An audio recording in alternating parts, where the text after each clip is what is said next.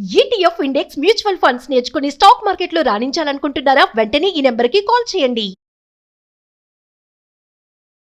నమస్తే, welcome back to Suman TV. Present మనతో పాటు ఉన్నారు family counsellor, motivational speaker, public speaker Rajaniramma గారు. నమస్తే మ్యామ్. నమస్తే నవీన. ఇప్పుడు చెర్లపల్లి ఇన్సిడెంట్ ఆల్రెడీ మీరు ఫాలో అవుతూ ఉంటారు. ఆల్రెడీ ఇప్పటికి 15 రోజులు అయిపోయింది. ఇంకా మిస్టరీ అనేది వీడలేదు.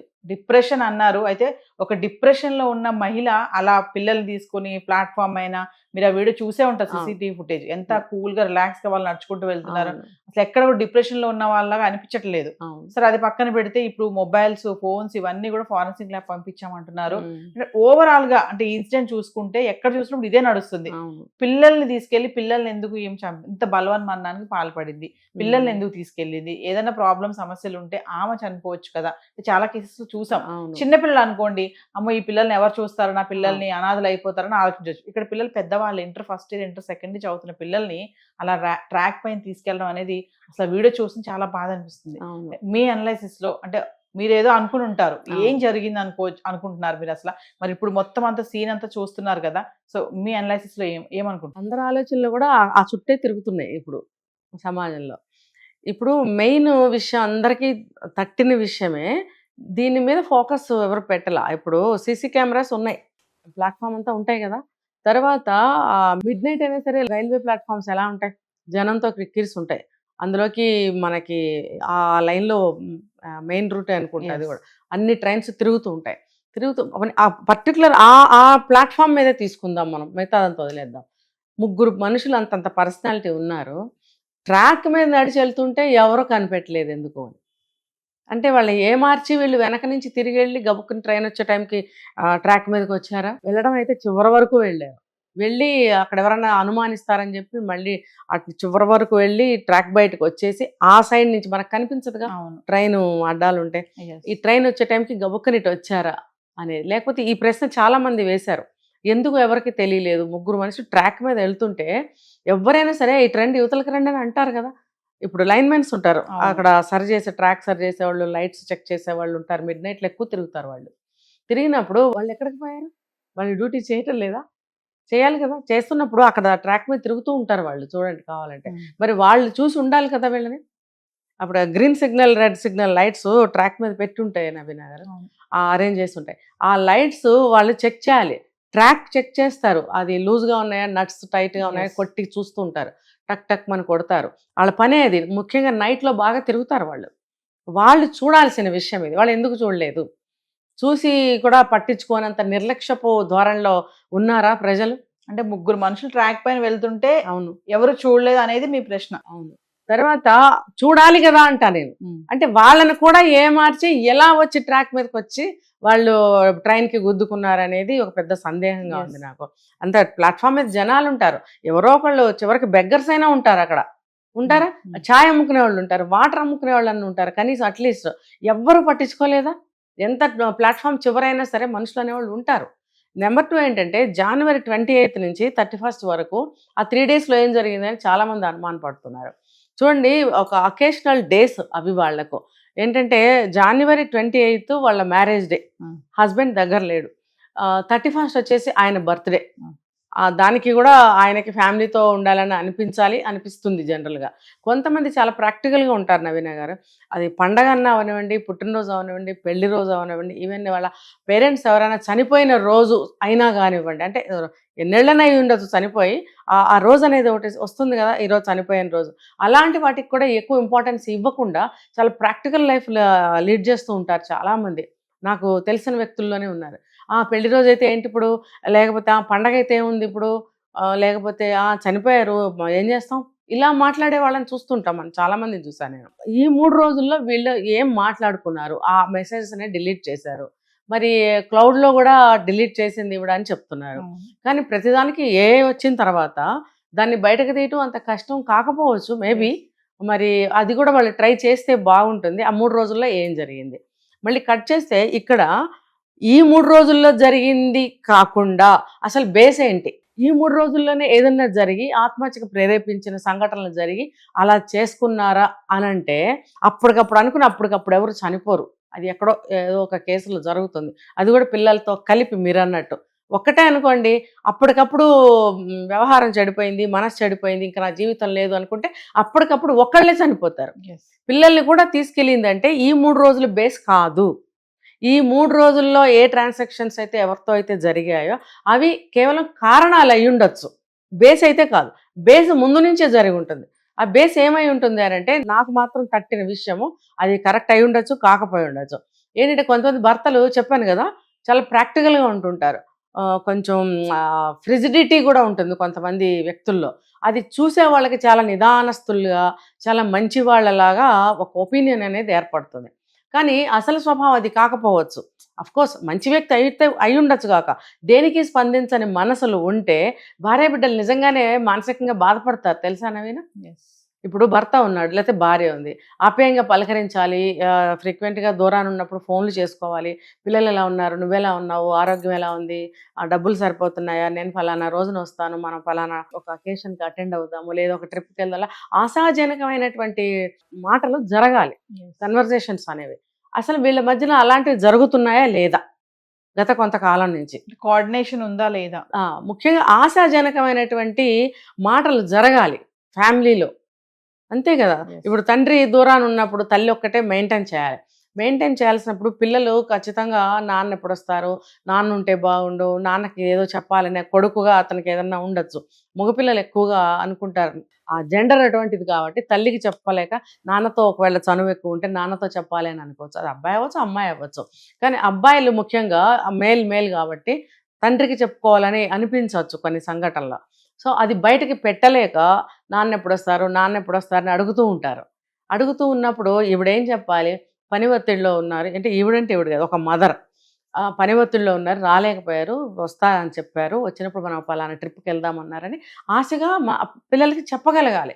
అలా కాకుండా ఆయనకి ఇల్లు పట్టదు, ఆయనకి ఉద్యోగం ఉంటే చాలు, నేనున్నాను కదా ఇక్కడ చూసుకోవడానికి, ఇంకా ఆయనకి అవసరం ఏముంది, నా కష్ట సుఖాలు, నా మనసులో బాధలు, నా అనారోగ్యాలు నేనెవరికి చెప్పుకోను, అలా నిరాశాజనకమైనటువంటి మాటలు పిల్లలతో మాట్లాడితే వాళ్ళ మైండ్ కూడా కొంత కాలానికి వీక్ అయిపోతుంది. చూడండి, స్కూల్లో కానీ కాలేజ్లో కానీ ఇలాంటి ఫ్యామిలీలో సమస్యలు ఉన్న పిల్లలు స్కూల్లో ఎవరితో కలవలేరు, సరిగ్గా నవ్వలేరు, కలగొలుపుగా మాట్లాడలేరు, ఒక ఆటల్లో పాల్గొనలేరు, ఎప్పుడు చూసినా మూడీగా. అంటే నాకు తెలిసిన 2-3 పిల్లల గురించి నేను చెప్తాను. వెళ్తారు, ఒక ఆటల పీరియడ్ ఉంటుంది స్కూల్లో, దూరంగా నుంచుంటారు, కలవలేరు, వచ్చి ఆడు అంటే కూడా అంటుంటారు, దగ్గరికి రారు. అవతల వాళ్ళు పలకరించినా సరే ఎలా జవాబు చెప్పాలో తెలియని స్థితిలో ఉంటారు వాళ్ళు. ఎలాగోలా చేయి పట్టుకుని బాగా ఇంట్రెస్ట్ ఉన్న ఒక ఫ్రెండ్ లాక్కెళ్ళింది అనుకో, ఆడలేక ఫెయిల్ అయ్యి బయటకు వచ్చేస్తారు. ఎందుకు అంటే ఇది మానసికమైన పరిస్థితి సరిగ్గా లేక, భయాందోళనలు మనసులో, నేను వెళ్ళి ఆడితే ఏమంటారో, నాకు ఆడటం రాదు కదా, మా అమ్మ కొంచెం దూరంగా ఉండమని చెప్పింది కదా, ఇలాంటి భావాలతో కొట్టుమిట్టాడుతూ ఉన్న పిల్లలు ఖచ్చితంగా దేనిలోనూ కలవలేరు. వాళ్ళని ఆ మైండ్ ఉన్న వాళ్ళే వాళ్ళని చూసి గ్రహించగలుగుతారు, అందరూ గ్రహించలేరు. అంటే ఇక్కడ తల్లి పిల్లలతో అన్ని షేర్ చేసుకుంది, తన నిరాశలు తన బాధలు ఇవే పిల్లలకి చెప్పటం వల్ల గత కొంతకాలం నుంచి పిల్లలు కూడా అదే మైండ్ వచ్చేస్తుంది ఆటోమేటిక్గా. ఇప్పుడు మళ్ళీ ఫోన్ చేసినప్పుడు మళ్ళీ అవే మాట్లాడటం, మళ్ళీ ఫోన్ చేసినప్పుడు మళ్ళీ అవే మాట్లాడటం. చివరికి ఏమవుతుందంటే అనుకుందాం, ఒక ఊహాగానాలు చేయొద్దు మనం, కానీ ఎవరికి అంతు పట్టడం లేదు కాబట్టి మనం కూడా కొండను తవ్వి ఒక చిన్న ఎలుకను పట్టుకున్నట్టు ఈ 3 రోజుల్లో ఏం జరిగి ఉండొచ్చు, ఇది బేస్కి ఏమన్నా కారణమయ్యిందా అనేది నా అనుమానం.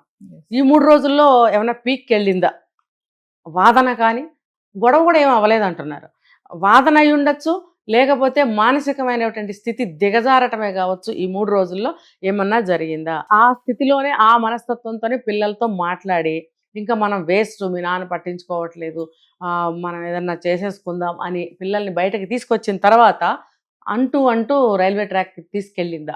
సొంత ఇల్లు కూడా కట్టుకుంటున్నారు మేడం, కదా అండర్ కన్స్ట్రక్షన్ లోనే ఉంది, అది కూడా మీరు చూసే ఉంటారు. మరి చక్కగా ఇల్లు ఉంది అన్ని, ప్లస్ ఇంకోటి ఏంటంటే అన్ని ఆమె పేరు మీదే ఉన్నాయంట, ఫినాన్షియల్ గా మంచి స్టెబిలిటీలో ఉన్నారు, చక్కగా పిల్లలు బాగున్నారు.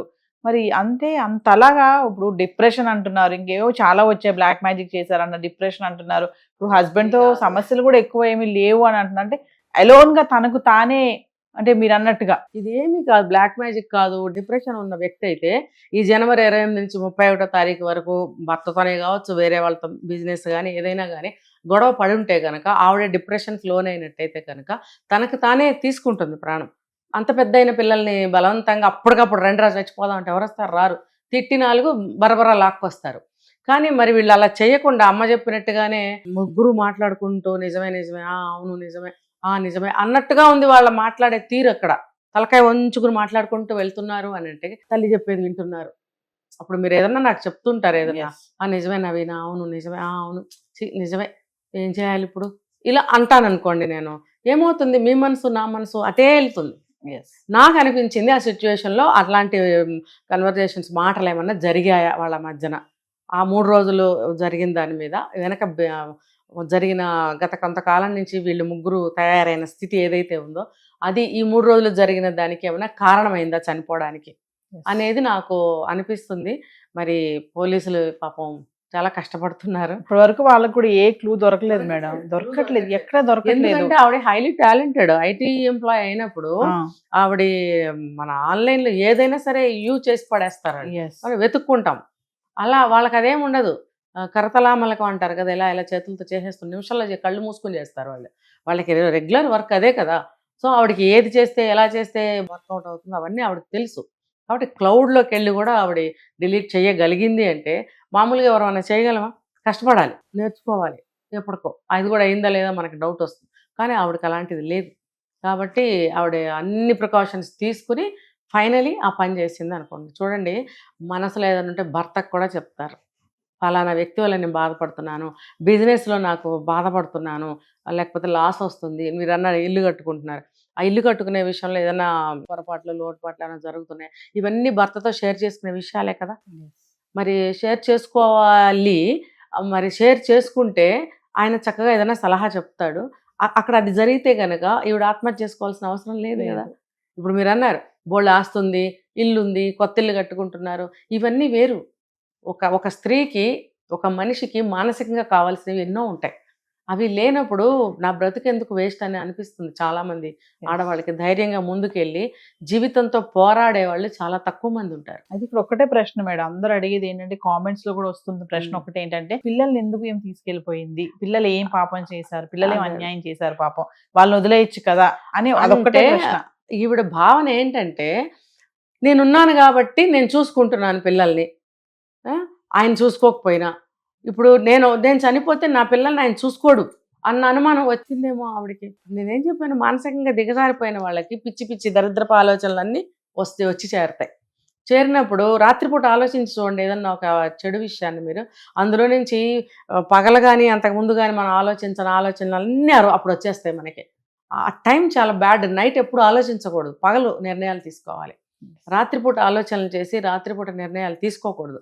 ఎందుకంటే మనసు చాలా దుర్బలంగా ఉంటుంది, చీకటికి కొంచెం భయం వస్తుంది, తర్వాత నిద్ర మత్తు వస్తూ ఉంటుంది. అలసిన శరీరం నిద్రపోవాలని కోరుకుంటున్న సమయంలో మీరు ఇలాంటి ఆలోచనలు చేసి ఇలాంటి నిర్ణయాలు తీసుకుంటే ఖచ్చితంగా ఆ నిర్ణయాలు ఫెయిల్ అవుతాయి అనటానికి ఇది ఒక నిదర్శనం. కాబట్టి భర్త మీద అలక కోపం కావచ్చు, అంటే గత కొంతకాలం నుంచి కొన్నాళ్ళుగా దుబాయ్లో ఉన్నారు కాబట్టి, ఇప్పుడు ఒక భార్యగా ఒక స్త్రీగా నేను అన్ని విధాలా ఒంటరిని అయ్యాను, పిల్లల్ని చదివించుకుంటూ ఉన్నాను, ఆయన ఏం పట్టించుకోవట్లేదు, అది నాకెందుకు ఈ బ్రతుకు, రేపొద్దున పిల్లలు చదువులు అయిపోయి వాళ్ళు చక్కగా వెళ్తారు, అప్పుడు ఈయన ఇలా పట్టించుకోకపోతే ఎలాగూ అనే దుర్బలమైనటువంటి ఆలోచనలు ఏమైనా చేసిందా ఈవిడ. అందుకనే పిల్లలకి కూడా అలా నేర్పుతూ వాళ్ళని కూడా ఆ మైండ్ వాళ్ళకి ట్యూన్ చేసిందా అనేది నాకు వస్తుంది అనుమానం. చూద్దాం మేడం, మరి ఏం వస్తుందో దీనిపైన పోలీసు వాళ్ళు ఎట్లా దీన్ని ఛేదిస్తారనేది చూడాలి. ఇది ఒక ట్విస్ట్ అయిపోయింది, మిస్టరీ అయిపోయింది. ఈ రోజు వరకు కూడా ఏంటి అనేది అయితే తెలియరాలేదు, వెయిట్ చూడాలి. దీనికి చేశారో లేదో తెలియదు, హస్బెండ్ ఫోన్ కూడా ఒకసారి చెక్ చేయాలి. తర్వాత ఇంకా ఆమెకు తెలిసిన వాళ్ళందరూ ఫోన్లు కూడా చెక్ చేస్తే బెటర్. Thank you.